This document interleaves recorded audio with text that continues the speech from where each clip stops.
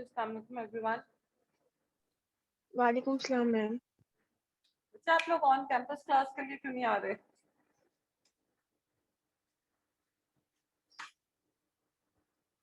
Ma'am dose ही नहीं पूरी हुई। क्या? मैम 2 डोज पूरी नहीं हुई। एक हो गई है, सिंगल डोज हो गई है?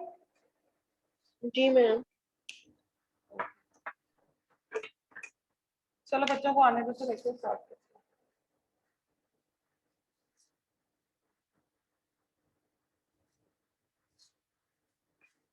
मैम हमारे मिडटर्म्स जो है वो ऑन कैंपस में है ना, अब वो मेल आई।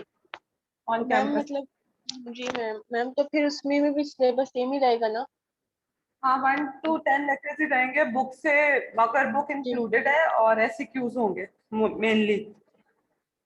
Okay ma'am.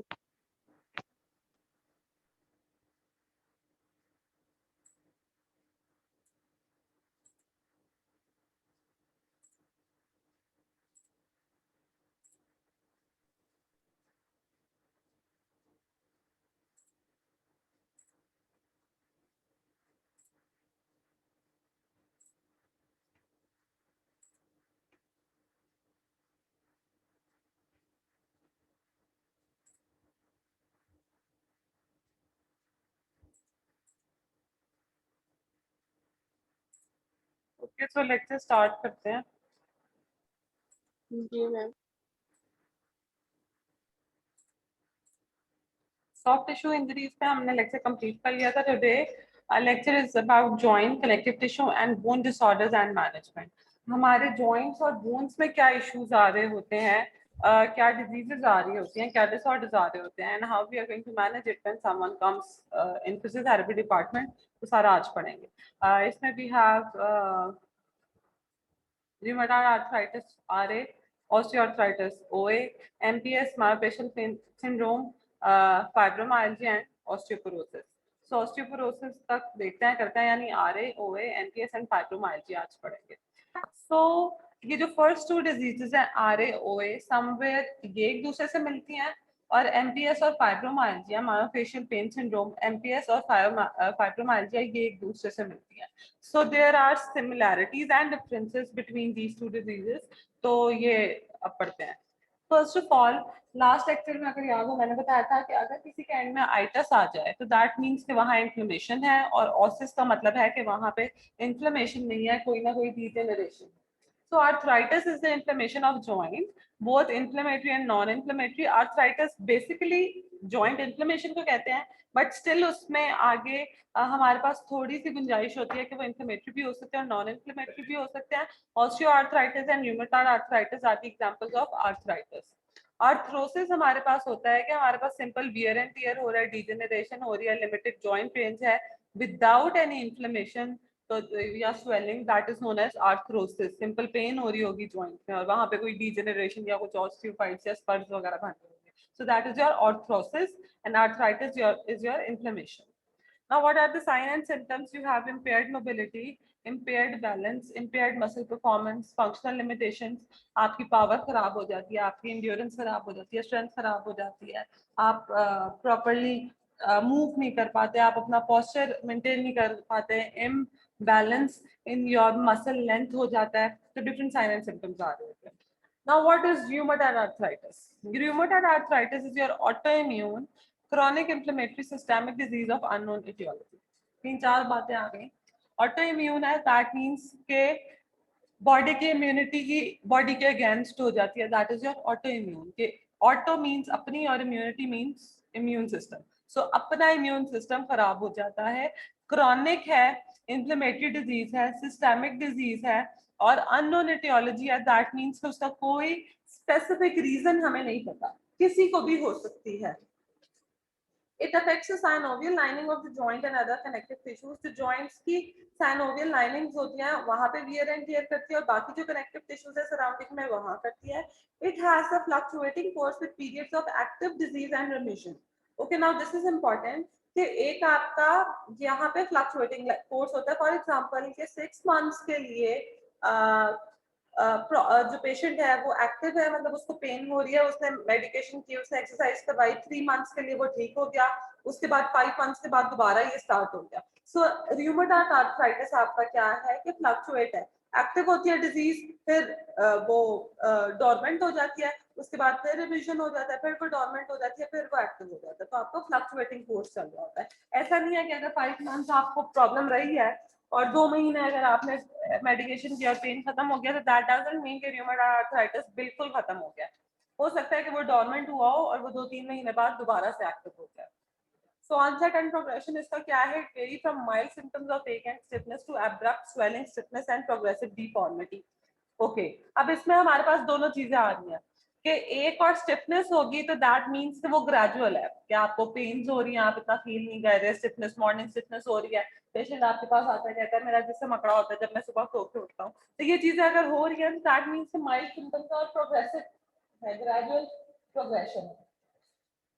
मगर अगर ये भी हो सकता है कि आपके पास पेशेंट आया और वो कह रहा है कि 2 दिन हुए हैं मेरे जॉइंट्स में बहुत ज्यादा स्वेलिंग रहने लग गई है, मुझे बहुत पेन हो रही है, मेरा जिस्म मकड़ने लग गया है, तो दैट मीन्स कि वो एब्रप्ट स्वेलिंग है। और जो डिफॉर्मिटीज होती हैं, डिफॉर्मिटीज डेवलप होती हैं, एकदम से आपको फील होगा कि आपकी उंगलियां टेढ़ी होना स्टार्ट हो गई हैं, विद इन अ मंथ वो बहुत ज्यादा टेढ़ी हो जाएंगी, नोट्स बन जाएंगे। बट अगर डिफॉर्मिटी हो रही है तो दैट मीन्स के पीछे डिजीज बहुत देर से चल रही थी और ये उसकी हायर स्टेज है। डिफॉर्मिटी हायर स्टेजेस पे होती हैं और दैट मीन्स ये डिजीज पीछे चल रही है मगर हमने उसको इग्नोर किया, वो अनडायग्नोज्ड है। तो इसका ऑनसेट प्रोग्रेसिव भी हो सकता है और एब्रप्ट भी हो सकता है। कैरेक्टरिस्टिक्स क्या है कि ये सिमेट्रिक होता है, erosive synovitis with periods of exacerbation and remission, जैसे मैंने पहले बताया था कि सिमेट्रिक का मतलब है कि बायलैटरल है, अगर राइट नी पे हो रहा है तो लेफ्ट नी पे भी होगा, राइट एल्बो जॉइंट पे हो रहा है तो लेफ्ट एल्बो जॉइंट पे भी होगा, राइट इंटरफेरेंशियल जॉइंट पे हो रहा है फिंगर के तो लेफ्ट फिंगर पे भी होगा। तो इस तरह ये सिमेट्री होती है। यहाँ पे साइनोवाइटिस हो जाता है, साइनोवाइटिस मीन साइनोवियल मेम्ब्रेन में इन्फ्लेमेशन हो जाती है और एरोसिव होती है कि वहाँ पे डिजेनरेशन और वियर टियर हो रहा होता है और एक दफा फ्लेयर आता है, मतलब बहुत एक्टिव होता है, पीक्स पे चला जाता है, दूसरे टाइम पे बिल्कुल बंद हो जाता है। Early inflammatory changes in the synovial membrane, peripheral portions of the articular cartilage and subchondral marrow spaces. Changes कहाँ आ रहा है? synovial membrane में, articular cartilage की peripheral portions में और subchondral marrow spaces में। अब यहाँ पे क्या होता है, वो कहते हैं ये रेड कलर का आप देखते हैं तो that is a penis formation.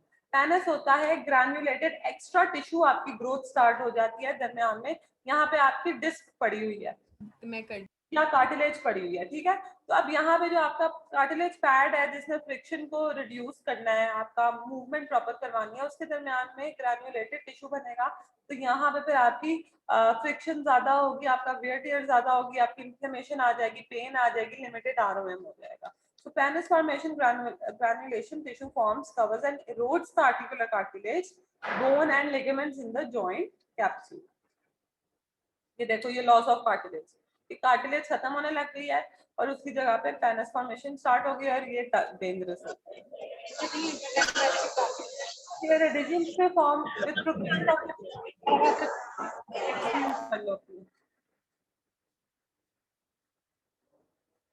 आसान होले तो हम स्टार्ट करते हैं।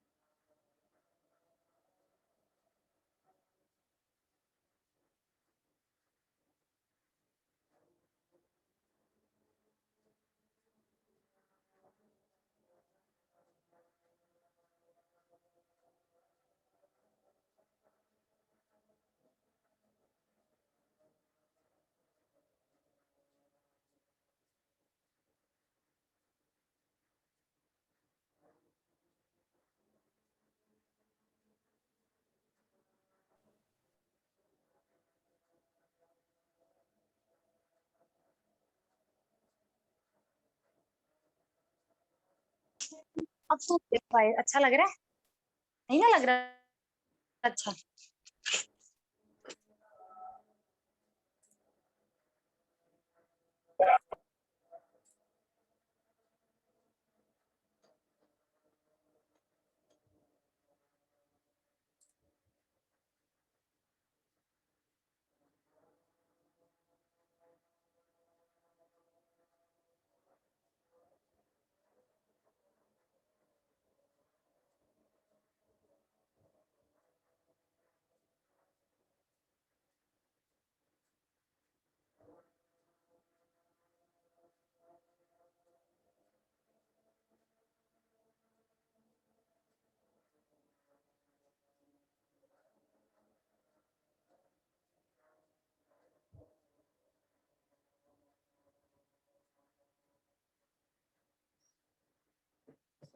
Okay, ji. Adhesions may form with progression of the disease.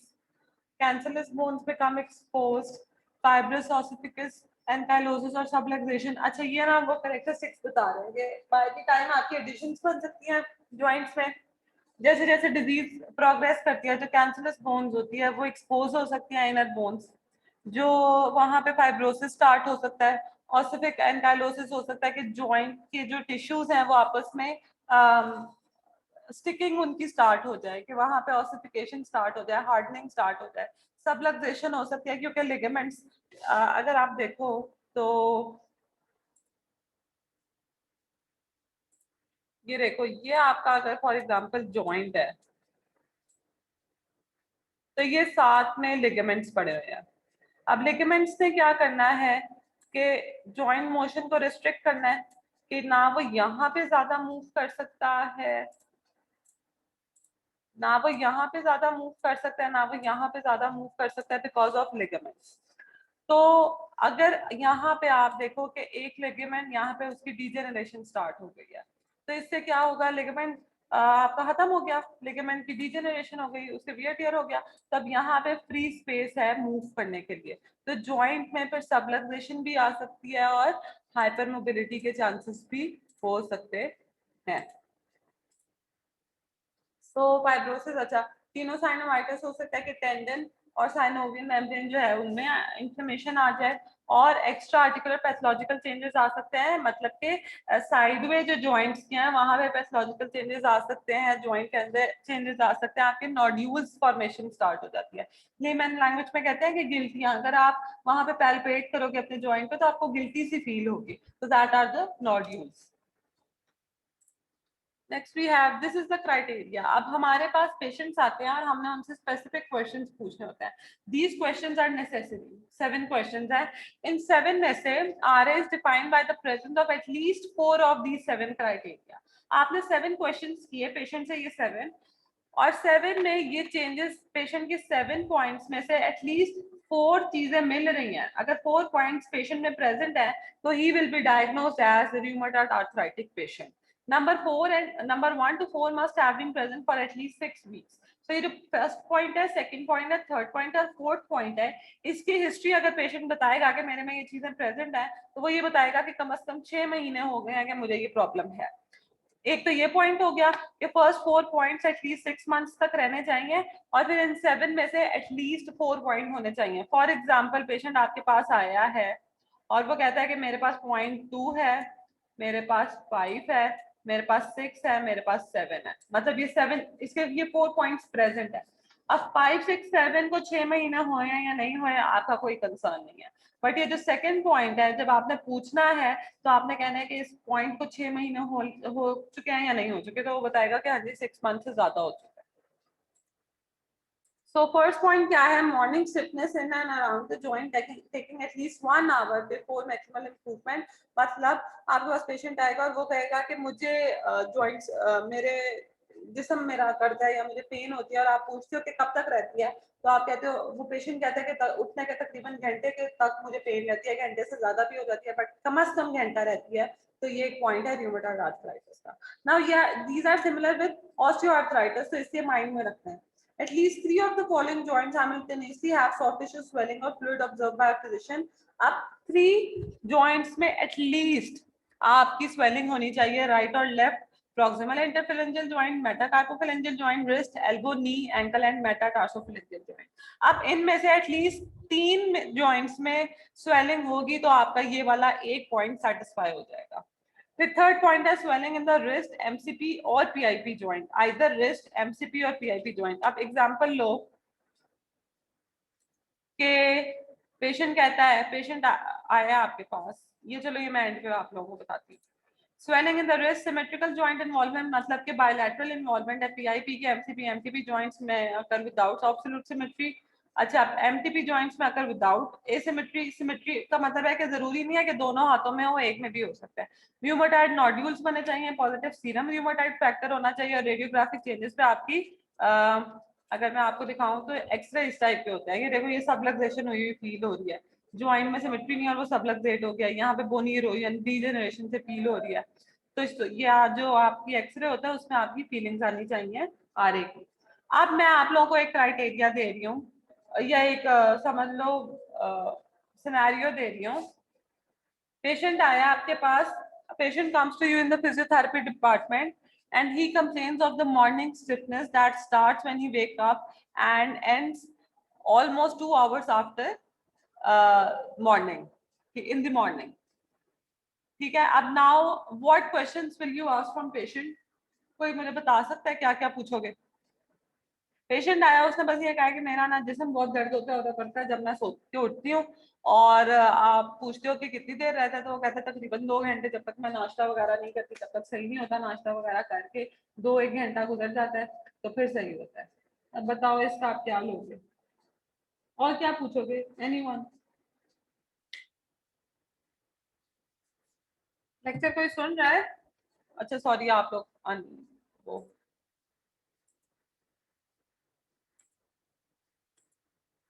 हाँ जी, एनीवन?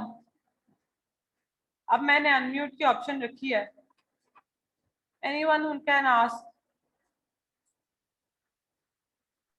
मैम स्वेलिंग पूछेंगे कि किसी जॉइंट में स्वेलिंग फील होती है. किस तरह पूछेंगे स्वेलिंग? मतलब क्या पूछोगे? सही बोल रहे हो?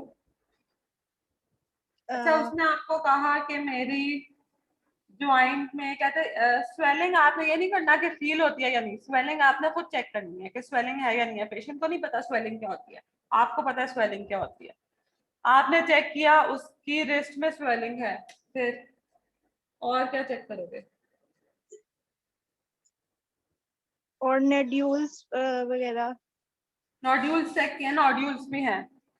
फिर आरएफ फैक्टर नहीं है, एब्सेंट है. मैम स्वेलिंग चेक करेंगे कि कितनी है, मतलब कितनी है ये देख लो. र्यूमेटॉइड नोड्यूल्स प्रेजेंट है, ठीक है. पॉजिटिव सीरम र्यूमेटॉइड फैक्टर नहीं है. और कोई? मैम पेन का पैटर्न पूछेंगे, क्या पैटर्न पूछोगे? मतलब मॉर्निंग में होती है, टाइम पे होती है, इवनिंग में होती है, किन किन टाइम्स पे होती है, स्पीयर कब होती है और कम कब होती है. ठीक हो गया. और रेडियोग्राफिक चेंजेस आपको नजर, अच्छा ये मॉर्निंग स्टिफनेस है या नहीं है? है. ठीक हो गया. स्वेलिंग अभी हम छोड़ दो. र्यूमेटॉइड नोड्यूल्स हमारे प्रेजेंट हैं और हमारा रेडियोग्राफिक चेंजेस जो हैं वो अभी प्रेजेंट नहीं है. ठीक हो गया. अब स्वेलिंग आपने देखी, स्वेलिंग हमारे पास रिस्ट में है, एमसीपी में नहीं है, पीआईपी में भी नहीं है. ठीक हो गया. फिर आपने देखी कि आपकी स्वेलिंग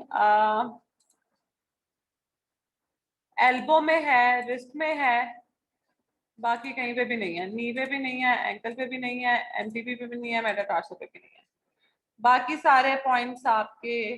अच्छा, ये अब आपका सेटिस्फाई हो गया.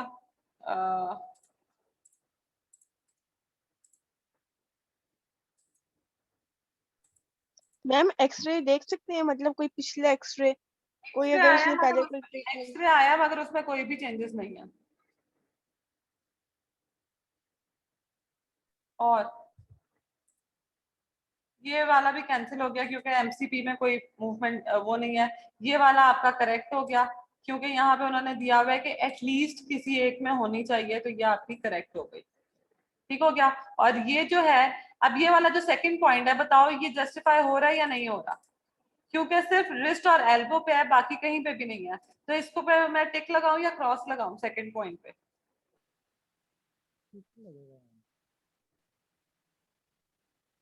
At least 3 of the following joints must have the problem. अब 3 joints में नहीं है, 2 joints में है, तो बताओ मैं लगाऊं या ना लगाऊं, क्रॉस लगाऊंगी या टिक लगाऊंगी?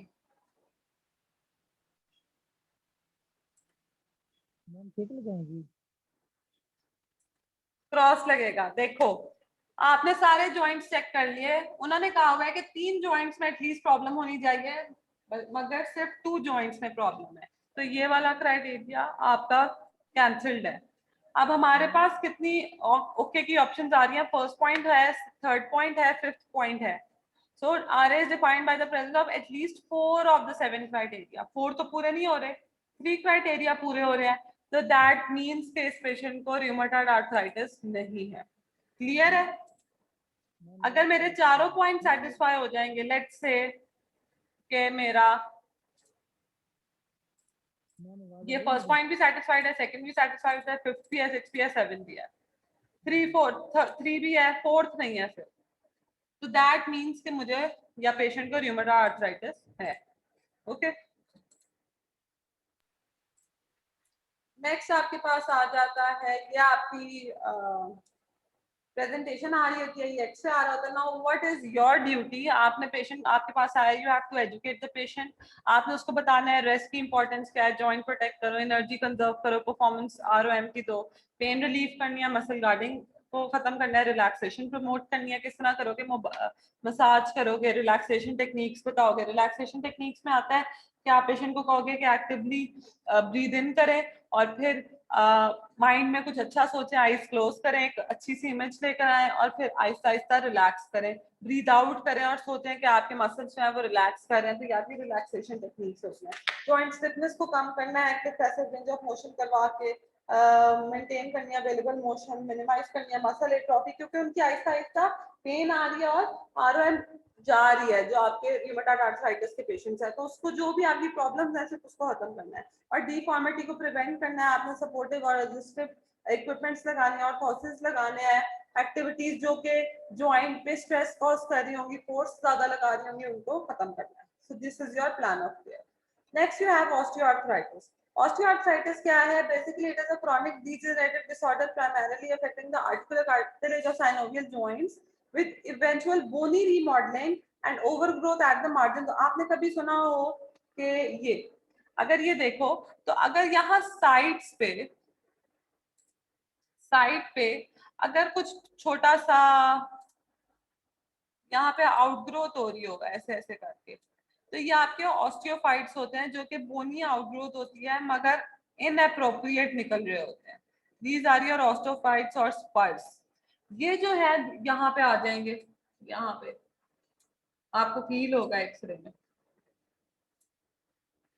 So these are the areas नहीं, these are the osteophytes जो कि एक बोनी आउटग्रोथ होती है, एबनॉर्मल आउटग्रोथ होती है, स्पर्स भी कह सकते हैं, लिपिंग भी कह सकते हैं। तो ये आपकी ऑस्टियोआर्थराइटिस में प्रोमिनेंट होती है, साथ साथ में बोन में रीमॉडलिंग हो रही होती है, डिजेनरेशन आ रही होती है ये क्रॉनिक डिजेनरेटिव ऑर्डर। अब यहाँ पे कैप्सुलर लैक्सिटी आ जाती है, जैसे मैंने पहले बताया था कि कैप्सूल्स जो है वो डैमेज हो रहे होते हैं तो हाइपर मोबिलिटी आ जाएगी। इसकी इटियोलॉजी इतनी अननोन नहीं है, अननोन है मगर समवॉट नोन भी है, क्योंकि यहाँ पे ओबेसिटी का बहुत बड़ा रोल है। अगर पेशेंट जो है वो ओबीस है तो उसका जो सारा स्ट्रेस है वो उसकी बोन्स पे पड़ रहा होता है और बोन्स ऑलरेडी वीक हो रही होती है, तो वहां पे फिर डिजेनरेशन स्टार्ट हो जाती है। अकस में भी ड्यू टू मैकेनिकल इंजरी। अब ये क्यों हो रहा है? दिस में be occurring due to mechanical injury, over stress and poor movement of synovial fluid. Genetically related कि अगर मदर को है तो हो सकता है कि आगे डॉटर को भी आता है। Direct relationship with obesity, weakness of quadriceps, sports and twisting. क्या क्या अब आपके रिस्क फैक्टर्स आ गए? मैकेनिकल इंजरी किसी को ही है, अगर कहीं ओवर स्ट्रेस है, साइनोवियल फ्लूइड की मूवमेंट अच्छी नहीं है, वहां पे न्यूट्रिएंट्स नहीं मिल रहे, ओबेसिटी है, क्वाड्रिसेप्स वीक है, वो होल्ड नी ऑस्टियोआर्थराइटिस सबसे कॉमन होता है। रेपिटेटिव इम्पैक्ट है एंड ट्विस्टिंग है, और फिजियोथेरेपिस्ट के लिए थंब का ऑस्टियोआर्थराइटिस बहुत कॉमन होता है, बिकॉज फिजियोथेरेपिस्ट जितनी भी अपना क्लिनिकल हैंड करता है उसमें थंब इन्वॉल्व होता है, तो आहिस्ता आहिस्ता उसमें वेट स्टार्ट हो जाता है। सो कार्टिलेज स्प्लिट्स आ रहे होते हैं कि कार्टिलेज जो है वो आहिस्ता आहिस्ता डिफॉर्म होना स्टार्ट हो जाती है, उसके छोटे छोटे फ्रेगमेंट्स टूटने लग जाते हैं, which are known as loose bodies. अब यहाँ पे आपके हर्बर्टन्स नोड्स और बुचार्ड्स नोड बन जाते हैं। डिस्टल इंटरफेरेंजियल जॉइंट पे आपको जो नोड्यूल्स फील होंगे they are known as Heberden's node, और प्रॉक्सिमल इंटरफेरेंजियल जॉइंट जो कि इनलार्ज हो जाते हैं और वो एज अ मैनिफेस्ट करते हैं नोड्स के तौर पे, they are known as Bouchard's node. Most, ये एमसीक्यू है रेड कलर में जो लिखा हुआ है, most common joint involvement hip, knee, cervical, lumbar spine and distal interphalangeal joint and first CMJ carpometaphalangeal joint. अब इसमें आपने क्या करना है, पेशेंट को एजुकेट करना है, स्टिफनेस कम करनी है, पेन कम करनी है, रेंज इंक्रीज करनी है, न्यूरोमस्कुलर कंट्रोल इंप्रूव करना है, बैलेंस इंप्रूव करना है, फिजिकल कंडीशनिंग करानी है। इस तरह किस तरह होगा कि आप उसको जो जितनी भी फोर्सेस से आप सबसे पहले तो उसको अवे लेकर जाओ, उसको एजुकेट करो कि आप अगर ओबीस हो तो you should not have to be obese, आपकी सारी फोर्स आपके जॉइंट्स को वीक कर रही है। आप एक्टिव रेंजेस ऑफ मोशन करवाओ, जॉइंट प्ले मोबिलाइजेशन करवाओ, जो एक्सेसरी मोशन हमने पढ़े थे। जॉइंट मोबिलाइजेशन डिफरेंट ग्रेड्स में देते हैं, ग्रेड 1 2 3 4। जितना जितना ग्रेड ऊपर जाता जाएगा उतनी उतनी इंटेंसिटी और जो विग्रस मोबिलाइजेशन होती जाएंगी। सो हाई इंटेंसिटी की मोबिलाइजेशन नहीं दोगे क्योंकि आपकी बोन्स ऑलरेडी वीक हैं, और अगर आप उस पर स्ट्रेस लगाओगे तो बोन ब्रेकेज का या बोन फ्रैक्चर्स के चांसेस होते हैं। सो आप ग्रेड 1 और 2 में दोगे just to relieve the pain, इसके अलावा नहीं दोगे। फिर उसके बाद आपने स्प्लिंटिंग दे देनी है, असिस्टिव एक्सरसाइजेस दे देनी, ये इक्विपमेंट्स दे देने हैं, सॉफ्ट टिश्यू आपने इंक्रीज मोबिलाइजेशन करनी है, मसाजेस दे देने हैं, लो इंटेंसिटी रेजिस्टेंट एक्सरसाइजेस दे देनी है, मसल ट्रेनिंग एक्सरसाइज दे देनी है। पुअर पोस्चर के लिए अगर आप देखो बैलेंस मस्कुलर इम्बैलेंस आ रहा है कि मसल जो है टाइट है, एक जगह पे उनकी स्ट्रेचिंग करा दो, एक जगह पे अगर वीक है तो उनकी लेंथनिंग, वीक है तो उनकी स्ट्रेंथनिंग करवा दो, तो ये सारा कुछ करवाना है। अच्छा, now this is the difference between osteoarthritis and rheumatoid arthritis. This is very very important. Osteoarthritis usually starts after 40 years और rheumatoid arthritis 15 से 50 years में हो जाता है। क्यों? क्योंकि जो एज फैक्टर है ऑस्टियोआर्थराइटिस में, जब मीनोपॉज होता है और एस्ट्रोजन लेवल कम हो जाता है तो एस्ट्रोजन जो है वो बोन्स को प्रोटेक्ट कर रहा होता है, बोन्स और जॉइंट्स को। तो जब वो प्रोटेक्शन खत्म हो जाती है और आपकी वैसे भी मेन में भी जब एजिंग आ रही होती है, वीकनिंग हो रही होती है, कोलेजन जो है वो कम हो रहा होता है, तो ऑस्टियोआर्थराइटिस आता है। रूमेटॉइड ऑटोइम्यून डिजीज है तो वो किसी भी एज में आ जाएगी। प्रोग्रेशन ऑस्टियोआर्थराइटिस का ग्रेजुअल है, रूमेटॉइड का प्रोग्रेसिव भी हो सकता है, अब्रप्ट भी हो सकता है। मैनिफेस्टेशन कार्टिलेज डिजेनरेशन हो रही होती है, जॉइंट ऑस्टियोफाइड फॉर्मेशन हो रही होती है, रीमॉडलिंग हो रही होती है, ऑल्टर्ड जॉइंट आर्किटेक्चर हो रहा होता है, वहां पे आपकी साइनोवाइटिस आ रहा होता है और irreversible structural damage two cartilage and bone. Joint involvement यहाँ पे डिफरेंट है, उसकी डिफरेंट है, और वो बायलैटरल है, सिमेट्रिकल है, ये एसिमेट्रिकल है। ऑस्टियोआर्थराइटिस में जरूरी नहीं है कि दोनों साइड पे हो, एक साइड पे भी हो सकता है। जो रूमेटॉइड आर्थराइटिस है उसमें 90% केसेस में सिमेट्रिकल आ रहे होते हैं। जॉइंट स्टिफनेस जो है, या मॉर्निंग स्टिफनेस ऑस्टियोआर्थराइटिस में 30 मिनट से कम की होगी, रूमेटॉइड आर्थराइटिस में 30 मिनट से ज्यादा की होगी। अगर किसी ने मॉर्निंग स्टिफनेस लिखा तो वो गलत कंसिडर होगा। आपने टाइम ड्यूरेशन लिखना है, morning stiffness less than 30 minutes is osteoarthritis, more than 30 minutes और hour is your rheumatoid arthritis. Systemic signs नहीं आ रहे होते और रूमेटॉइड आर्थराइटिस आपका सिस्टेमिक डिजीज है, दूसरी चीजें भी वो कवर कर रही होती है, रेस्पिरेटरी प्रॉब्लम्स आ सकती हैं, कार्डियक प्रॉब्लम्स आ सकती हैं, जबकि ऑस्टियोआर्थराइटिस में सिर्फ जॉइंट्स इन्वॉल्व होते हैं। सो ये दो आपके कवर हो गए। Next we have fibromyalgia. Fibromyalgia is a chronic condition characterized by widespread pain that covers half the body plus the exoskeleton and has lasted. अब इसके 3-4 पॉइंट्स हैं। 3 महीने से ज्यादा से हो रही होगी, पेशेंट आएगा और वो कहेगा 4-5 महीने हो रहे हैं मुझे पेन हो रही है, हाफ बॉडी इन्वॉल्व होगी और एक्सियल स्केलेटल इन्वॉल्व होगा। एक्सियल मींस कि ये जो आपका हेड और ट्रंक है ये इन्वॉल्व होगा।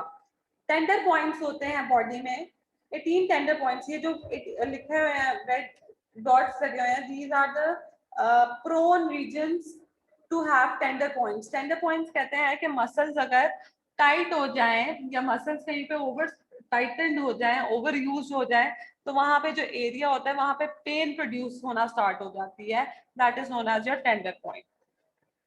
एग्जांपल दे रही हूँ, ट्रिगर पॉइंट होता है मस्कुलर नॉट बन जाती है, जैसे ये आपकी मसल फाइबर्स हैं, these are the muscle fibres. अब इसमें अगर मस्कुलर नॉट बन रही है, यहाँ पे मसल नॉट एक बन गई है, तो this is your trigger point. इतना सा पॉइंट है, वो आप अगर पैल्पेट करोगे तो गिल्टी सी फील होगी, that is your trigger point. और अगर ये पूरा एरिया कवर कर रहा है तो that is your tender point. अब अगर आप लोग क्लास में आए होते तो मैं आप लोगों को करके भी दिखा देती। लास्ट क्लास में बच्चे आए हुए थे तो मैंने उनको पैल्पेट करके दिखा दिया था ट्रिगर पॉइंट। तो अभी आप लोग अपना लॉस कर रहे हो, आ जाओ क्लास में तो बेहतर है। Anyhow, अगर इन 18 पॉइंट्स में से 11 पॉइंट्स प्रेजेंट है तो यू हैव फाइब्रोमाइल्जिया। इसके कैरेक्टरिस्टिक्स क्या है? Usually appear during early to middle adulthood. Symptoms में डेवलप आफ्टर फिजिकल ट्रॉमा, मतलब अगर कोई हिट हुई है, कोई चोट लगी है, उसके बाद पेन जो है वो मस्कुलर होगी, मतलब कि एकिंग पेन होगी। ज्यादा रीजन्स कौन से प्रोन है? Scapula, head, neck, chest and low back, इसमें ज्यादा चांसेस होते हैं। फ्लक्चुएशंस आ रही होती हैं, सिम्टम्स कभी ज्यादा हो जाते हैं, कभी कम हो जाते हैं, कभी कहीं दर्द शुरू हो जाती है, कभी कहीं दर्द शुरू हो जाती है। साथ में आपको एसोसिएटिव जो है वो सिस्टमिक डिजीजेस भी आ रही होती हैं। टेंडोनाइटिस हो जाएगा, हेडेक्स हो जाएंगी। अब ये क्या होता है? हेडेक की वजह से मसल्स टॉट हुए होते हैं। मसल्स टॉट जब होते हैं तो उनमें टेंडर पॉइंट्स बन जाते हैं। इरिटेबल बाउल सिंड्रोम होगा, टीएमजे में प्रॉब्लम आ रही होगी, रेस्टलेस लेग सिंड्रोम होगा, मिट्रल मतलब कि हार्ट की प्रॉब्लम है, एंजाइटी, डिप्रेशन है, मेमोरी प्रॉब्लम्स, कॉग्निशन की प्रॉब्लम है। इन सारों में जब आपका एक बिहेवियरल चेंजेस आ रहे होंगे, आपके मसल्स टॉट होंगे, तो वहां पे टेंडर पॉइंट्स खुद ही बन जाएंगे। देखो, environmental stress, physical stress, emotional stress.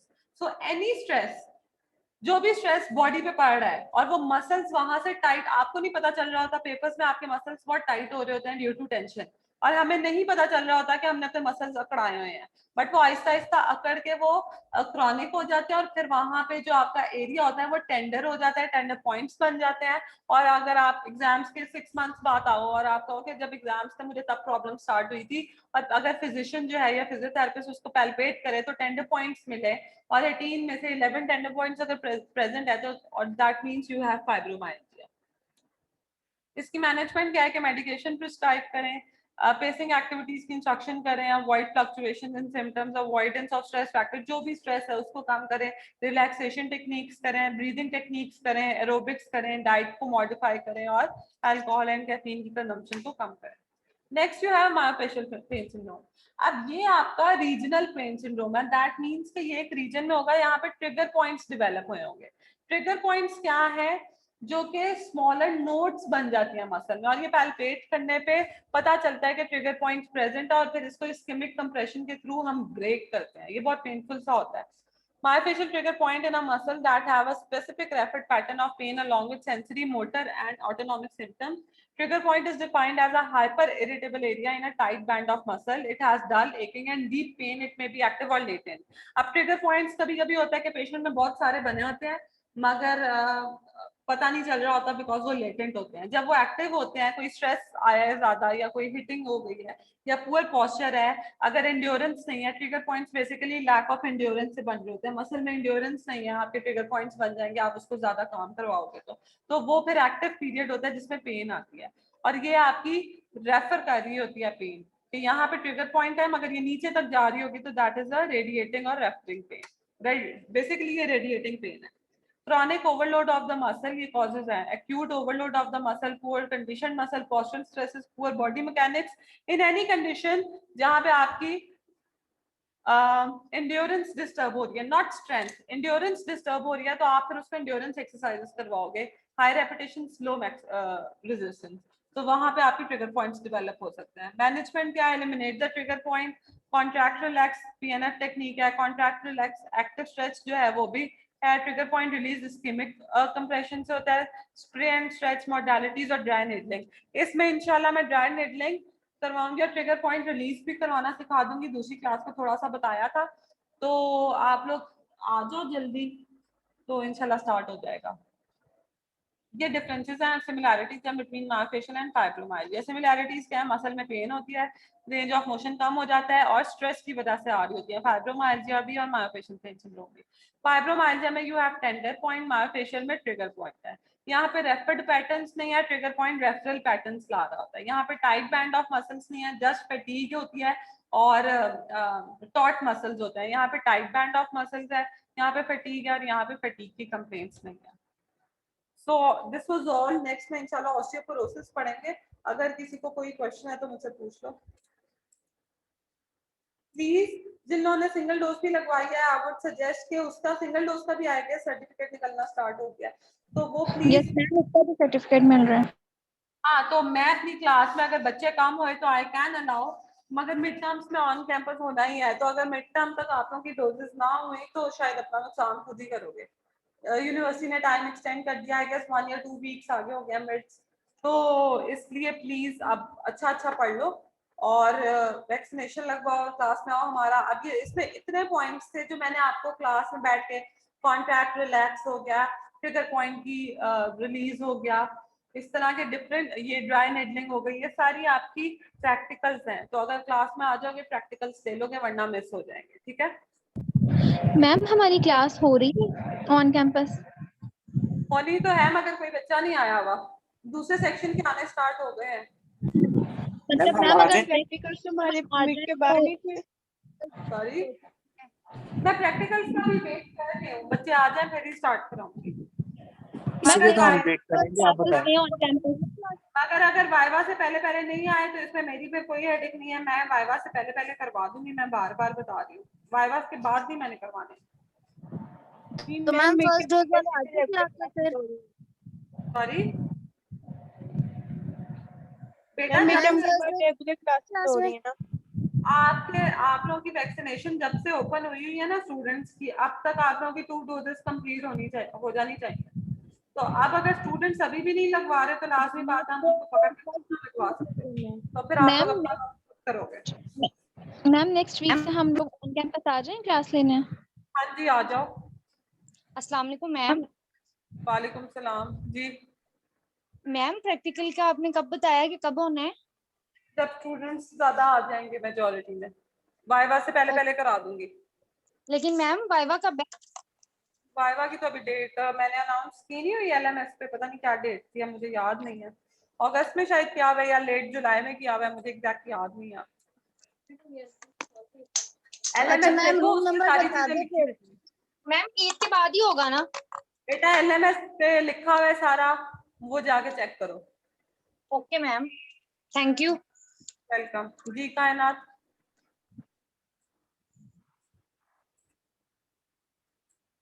किसी ने और कुछ पूछना है? मैम मुझे अभी आप मोटर पॉइंट्स वाला बता रही थी, तो मैम वो आप मतलब क्लास में बताएंगे या जब प्रैक्टिकल क्लास होगी तभी आप बताएंगे? ये जो छोटी छोटी चीजें है ना, ये मतलब ये 2 मिनट्स की होती हैं कि ट्रिगर पॉइंट को पैल्पेट कैसे करना है। इसके लिए स्पेशल प्रैक्टिकल नहीं होता, ये क्लास में ही आपको बता दी जाती है। जैसे मैं पढ़ा रही हूँ ना, तो मैं एक बच्चे को कहूंगी कि मेरे पास आ जाओ, मैं मॉडल उसको बना के उसको पैल्पेट करके बता दूंगी, जस्ट 1 मिनट लगता है। तो इस तरह की चीजें फिर जब ये लेक्चर्स मिस हो रहे हैं ना, तो आपकी ये चीजें मिस हो रही हैं। तो आई वुड हाईली से क्लासेस में आके क्लासेस अटेंड करना स्टार्ट करें, अपनी वैक्सीनेशन कंप्लीट करवाएं। Okay, okay ma'am. अगर कुछ मिस अच्छा मैम, हुआ, तो आप रूम नंबर बता दें, हम नेक्स्ट क्लास आकर कैंपस में लेंगे। सॉरी रूम रूम नंबर बता नंबर दीजिए। बता दें। बेटा बोलो कायनात, अभी कोई और ना बोले। कायनात रूम आप नंबर बोलो। रूम नंबर बता दे, फिर नेक्स्ट क्लास हम कैंपस में आके लेंगे। लैब 403, मैं आपको मेल कर दूंगी, ठीक 403 है? SHS lab. हाँ जी, ओके मैम, थैंक यू। ठीक है, मैं आप लोगों को मेल कर देती हूँ। Okay, okay ma'am. चलो ओके, अल्लाह हाफिज़ एवरीवन।